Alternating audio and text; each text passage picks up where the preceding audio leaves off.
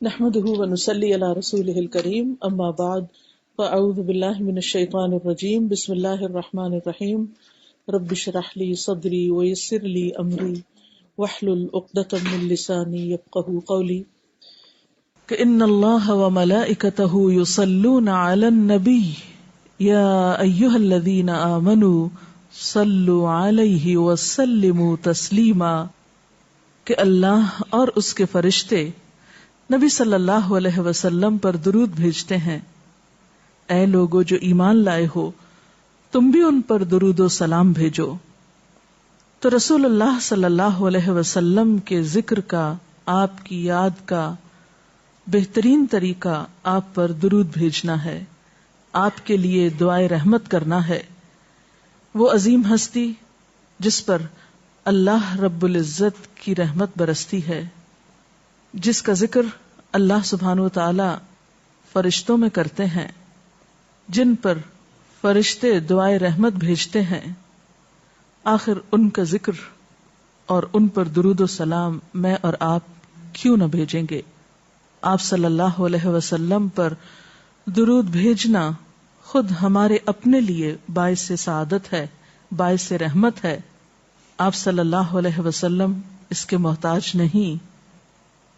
مشرق ہو یا مغرب، شمال ہو یا جنوب، دنیا کے گوشے گوشے میں آپ کا ذکر خیر ہو رہا ہے، دن رات، آذانوں میں، نمازوں میں، جہاں جہاں آپ کا نام لیا جائے۔ لیکن اگر ہم درود شریف پڑھتے ہیں تو اس کا فائدہ خود ہم ہی کو پہنچتا ہے، ہمارے اپنے لیے باعث رحمت ہے، تمام غموں، دکھوں، تکلیفوں، مصیبتوں اور پریشانیوں سے نکلنے کا راستہ ہے، درجات کی بلندی کا ذریعہ ہے۔ رسول اللہ صلی اللہ علیہ وسلم نے فرمایا، جس نے مجھ پر ایک بار درود بھیجا، اللہ تعالیٰ اس پر 10 مرتبہ رحمت نازل فرمائے گا۔ ایک بار درود پڑھنے کا اجر و ثواب، اس کے 10 گناہ معاف فرمائے گا، یعنی صرف 10 رحمتیں نہیں، 10 گناہوں کی بخشش بھی ہوگی، اور 10 درجے بلند فرمائے گا، یعنی درجات کی بلندی بھی۔ اسی طرح درود شریف آپ صلی اللہ علیہ وسلم سے قربت کا ذریعہ بھی ہے۔ حدیث پاک میں آتا ہے، قال رسول اللہ صلی اللہ علیہ وسلم اول الناس بی یوم القیامت اکثرهم علی صلاۃ، قیامت کے روز مجھ سے سب سے زیادہ قریب لوگ وہ لوگ ہوں گے جو دنیا میں سب سے زیادہ مجھ پر درود بھیجنے والے تھے، یعنی قیامت کے دن آپ کا قرب بھی درود شریف کی وجہ سے نصیب ہوگا۔ پھر اسی طرح اگر انسان کوئی اور دعا نہ بھی کر سکے، غم، دکھ اور تکلیف کی حالت میں صرف درود شریف بھی پڑھتا رہے تو اسے ساری دعاؤں سے کفایت کر جائے گا۔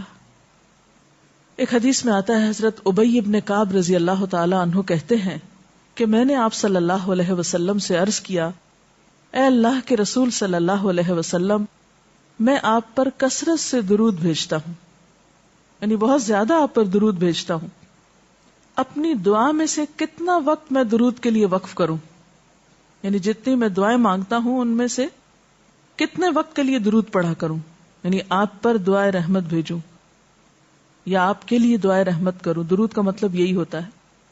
تو آپ صلی اللہ علیہ وسلم نے فرمایا، جتنا تو چاہے۔ کہتے ہیں کہ میں نے عرض کیا، کیا 1/4 وقت صحیح ہے؟ 1/4؟ آپ نے فرمایا جتنا تو چاہے، لیکن اگر اس سے زیادہ کر لے تو تیرے ہی لیے بہتر ہے۔ میں نے عرض کیا، آدھا وقت مقرر کر لوں؟ آپ نے فرمایا جتنا تو چاہے، لیکن اگر اس سے زیادہ کر دے تو یہ تیرے ہی لیے بہتر ہے۔ میں نے عرض کیا، 2/3 مقرر کر لوں؟ آپ نے فرمایا جتنا تو چاہے، لیکن اگر زیادہ کرے تو تیرے ہی لیے بہتر ہے، یعنی تجھی کو اس کا فائدہ ہوگا۔ میں نے عرض کیا، میں اپنی ساری دعا کا وقت درود کے لیے وقف کرتا ہوں، یعنی جتنی دیر میں اور دعائیں مانگتا ہوں وہ سارا وقت صرف آپ کے اوپر درود بھیجنے کے لیے وقف کر دیتا ہوں۔ اس پر آپ صلی اللہ علیہ وسلم نے فرمایا، پھر تو یہ تیرے سارے دکھوں اور غموں کے لیے کافی ہوگا اور تیرے گناہوں کی بخشش کا باعث ہوگا۔ گویا اگر کوئی شخص دعا نہ بھی مانگ سکے. اس میں بعض اوقات انسان کی ڈپریشن، غم، دکھ، تکلیف اور پریشانی کی وجہ سے ایسی حالت ہو جاتی ہے کہ انسان اپنے آپ کو بھی بھول جاتا ہے. اسے کوئی راستہ نظر نہیں آتا، اسے سمجھ ہی نہیں آتا کہ وہ مانگے بھی تو کیا مانگے. بعض مسائل زندگی میں ایسے ہوتے ہیں، بعض پریشانیاں اس طرح انسان پہ آ پڑتی ہیں کہ انسان ہوش و حواس کھونے لگتا ہے. ایسے میں اسے کہاں یاد رہے گا کہ وہ کیا مانگے اور کیا نہ مانگے. تو ایسی صورت میں درود شریف اس کے لیے سارے غموں، دکھوں اور تکلیفوں سے نجات کا ذریعہ بن جائے گا. پھر آپ دیکھیے کہ آپ صلی اللہ علیہ وسلم پر درود بھیجنے والے کے لیے اللہ تعالی کی طرف سے سلامتی کا وعدہ ہے. حضرت عبد الرحمن بن عوف رضی اللہ تعالیٰ عنہ فرماتے ہیں کہ رسول اللہ صلی اللہ علیہ وسلم ایک روز گھر سے نکلے اور کھجوروں کے ایک باغ میں داخل ہوئے. صحابہ کرام ساتھ تھے اور وہاں آپ نے بہت طویل سجدہ کیا، دیر تک سجدے میں پڑے رہے، حتیٰ کہ مجھے اندیشہ ہوا کہ کہیں اللہ تعالیٰ نے آپ کی روح تو نہیں قبض کر لی. یعنی اتنی دیر ہو گئی ہے سجدے میں، اتنا لمبا سجدہ ہے اور آپ اٹھ ہی نہیں رہے، خیریت تو ہے؟ یعنی ان کو فکر لاحق ہوئی. تو حضرت عبد الرحمن بن عوف کہتے ہیں کہ میں رسول اللہ صلی اللہ علیہ وسلم کی طرف دیکھ ہی رہا تھا کہ آپ نے سر اٹھایا. یعنی جب میری فکر سے یہ حالت تھی تو آپ نے سر اٹھا دیا اور فرمایا کیا بات ہے، کیوں پریشان ہو؟ میں نے اپنی فکر کا ذکر کیا، بات بتائی تو آپ نے فرمایا کہ جبریل علیہ السلام نے مجھ سے کہا ہے کہ اے محمد صلی اللہ علیہ وسلم، کیا میں آپ کو ایک بشارت دوں، ایک خوشخبری نہ دوں؟ اللہ کریم فرماتا ہے جو شخص آپ پر درود بھیجے گا میں بھی اس پر رحمت نازل کروں گا، اور جو آپ پر سلام بھیجے گا میں بھی اس پر سلام بھیجوں گا. گویا جو شخص رسول اللہ صلی اللہ علیہ وسلم پر سلام بھیجتا ہے جواب میں اس کے لیے اللہ کا سلام آتا ہے. اس سے بڑھ کر انسان کے لیے سعادت اور خوش قسمتی کی اور کیا بات ہو سکتی ہے. پھر یہ کہ درود شریف نہ صرف یہ کہ دنیا میں انسان کے لیے فائدے کا باعث ہے بلکہ آخرت میں انسان کے لیے شفاعت کا ذریعہ بھی ہے. درود شریف پڑھنے والوں کو نبی صلی اللہ علیہ وسلم کی شفاعت نصیب ہوگی.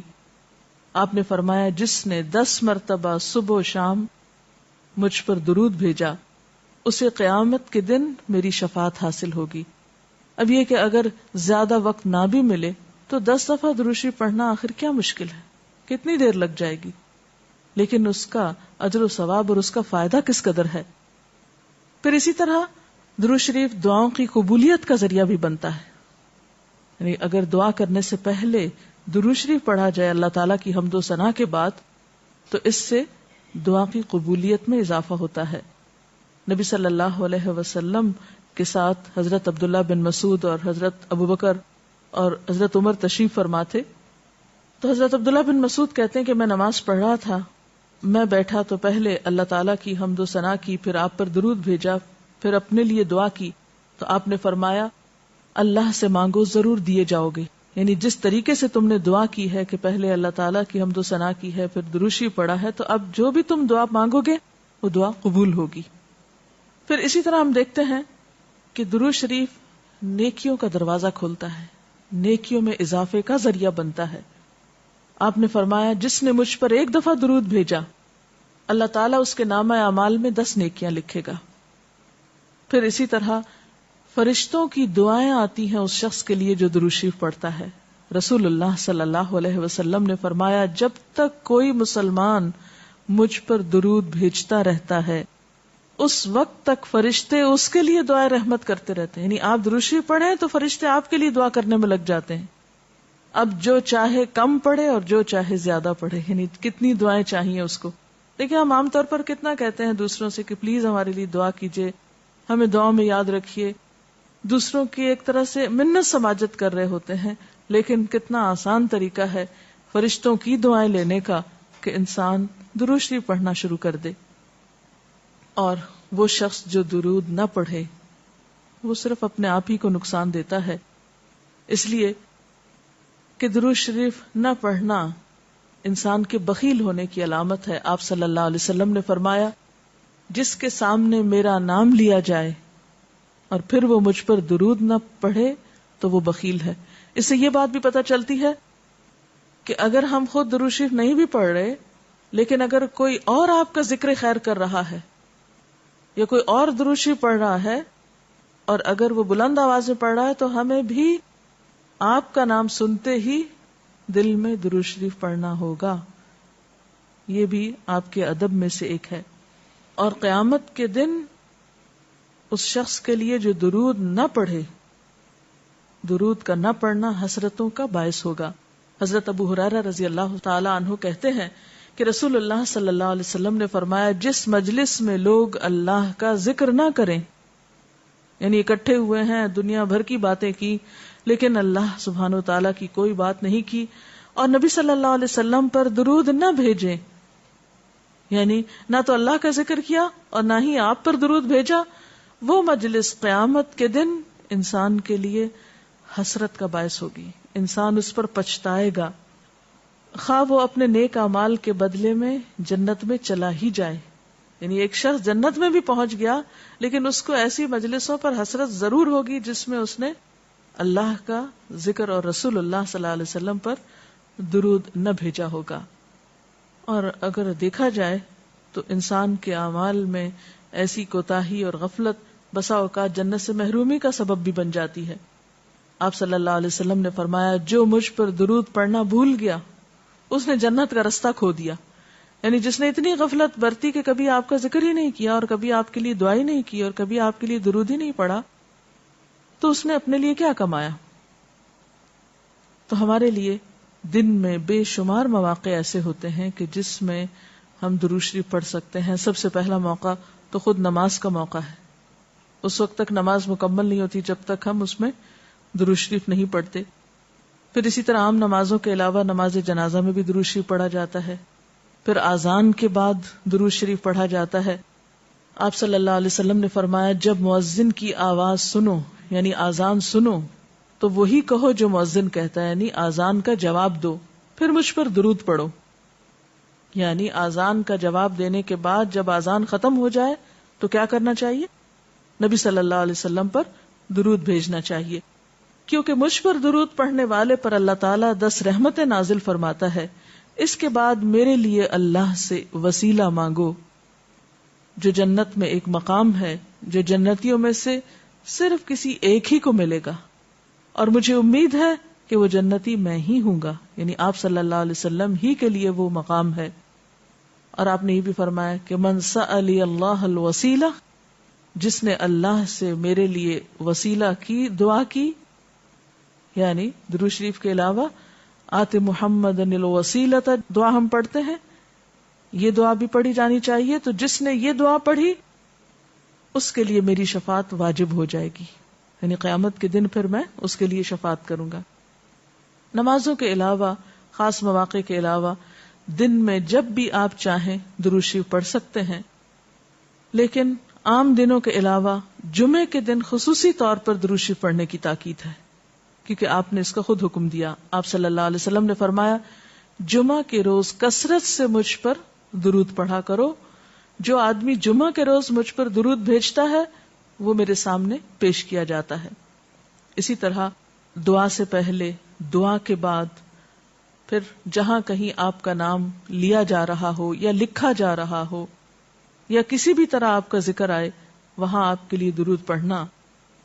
اسی طرح مسجد میں داخل ہوتے وقت درود شریف پڑھنا، مسجد سے نکلتے وقت درود شریف پڑھنا، پھر نماز سے فارغ ہونے کے بعد درود شریف پڑھنا. یعنی ایک تو نماز کے اندر ہے لیکن نماز سے فراغت کے بعد، پھر اسی طرح ہر مجلس میں آپ پر درود پڑھنا ضروری ہے. پھر اسی طرح صبح و شام کے اوقات میں، یعنی یہ تمام مواقع ایسے مواقع ہیں جس میں آپ درود شریف پڑھ سکتے ہیں. اور موقع کوئی ہو یا نہ ہو، دن یا رات کی گھڑیوں میں سے جس گھڑی میں آپ چاہیں، جب چاہیں، چلتے پھرتے، کام کاج کرتے، آپ اللہ کے رسول صلی اللہ علیہ وسلم کو یاد کر سکتے ہیں، آپ کے لیے درود اور سلام پڑھ سکتے ہیں. اللہ تعالی ہمیں ان لوگوں میں شامل کرے جو کثرت سے آپ پر درود بھیجتے ہیں. اس سلسلے میں اگر کوئی آپ کا سوال ہو تو آپ کر سکتے ہیں. ڈاکٹر صاحبہ، رسول اللہ صلی اللہ علیہ وسلم پر درود شریف پڑھنے کے لیے کیا وضو کا ہونا لازمی ہے؟ وضو کی شرط نماز اور طواف کے لیے، یہ دو کام وضو کے بغیر نہیں ہو سکتے. یعنی اگر کوئی وضو کے بغیر نماز پڑھے گا تو اس کی نماز نہیں ہوگی، یعنی نماز قبول نہیں ہوگی. اسی طرح خانہ کعبہ کا طواف کرنے کے لیے وضو شرط ہے. لیکن اس کے علاوہ باقی نیکی کے کاموں کو کرنے کے لیے اور عام حالات میں بھی باوضو رہنا بہت فضیلت کی بات ہے. لیکن مثلاً اگر آپ قرآن پاک پڑھ رہے ہیں اور آپ کا وضو نہیں ہے تو وہ وضو کا نہ ہونا تلاوت میں خلل انداز نہیں ہوگا. یہ نہیں کہ آپ کی تلاوت قبول نہیں ہوگی، آپ کو جو بھی سورت یاد ہے آپ پڑھ سکتے ہیں. اسی طرح اگر قرآن پاک بغیر وضو کے آپ اپنی زبان سے پڑھ سکتے ہیں تو درود شریف بھی پڑھ سکتے ہیں، اس میں کوئی شرط نہیں ہے. لیکن ظاہر ہے کہ باوضو پڑھنے میں اور بغیر وضو پڑھنے میں فرق تو ہے. باوضو درود شریف پڑھنا زیادہ بہتر ہے، پسندیدہ ہے بنسبت بغیر وضو کے. لیکن اگر کسی شخص کا وضو زیادہ قائم نہیں رہتا ہے یا اس کو وضو کرنے کا موقع نہیں، تو اس کا یہ مطلب نہیں کہ وہ درود شریف پڑھنا چھوڑ دے کہ اب وضو سے نہیں تو اب درود شریف ہوگا نہیں یا پڑھنا بے ادبی ہے. ایسی بات بھی نہیں. زبان پاک ہے، آپ کسی بھی وقت درود شریف کہیں بھی لیٹے بیٹھے چلتے پھرتے بازار میں گھر میں آپ بسہولت پڑھ سکتے ہیں، اس میں کوئی ممانعت نہیں. جی کوئی اور سوال؟ ڈاکٹر صاحبہ یہ بتائیے کہ آج کل کئی قسم کی درود شریف پڑھی جاتی ہیں، ان میں سے ہمیں کون سی پڑھنی چاہیے؟ جیسا کہ آپ نے عرض کیا کہ نبی صلی اللہ علیہ وسلم پر درود شریف پڑھنے کے کئی صیغے ہمارے ہاں مشہور ہیں. اس میں کچھ تو وہ ہیں جو آپ صلی اللہ علیہ وسلم سے ثابت ہیں اور کچھ ایسے ہیں کہ جو لوگوں نے بعد میں خود بنا لیے ہیں.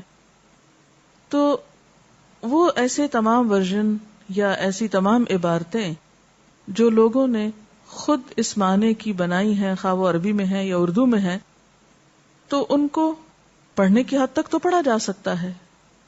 یعنی اگر نثر میں